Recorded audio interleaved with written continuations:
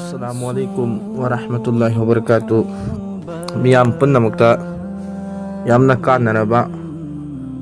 amal amakatang ningsingjage madudi Allahi Nabi achanba Muhammad sallallahu alaihi wasallam na hidok pirami kanagumba miyoy amana nongmada hairibo wahay asi chamarak sonba taragadi Allah tabarak taala na hairiba misak adugi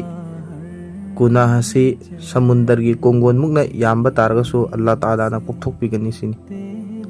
hairiba wahay adudi kari wahay no haiba tamda subhanallahi wa bihamdihi asu yamna laiba asu yamna tien khraba wahay si masikak sonbada haibada Allah taala na kayam yamna kanaba piri haibdu nungsirba maruk musalman ichinausing khantasi kayam yamna kanaba piri haiba matamda samundargi konggon mukna yamlaba targa sumhaki gunadu Allah taala na koktopigani sini Allah taala na koi punnamak hairiba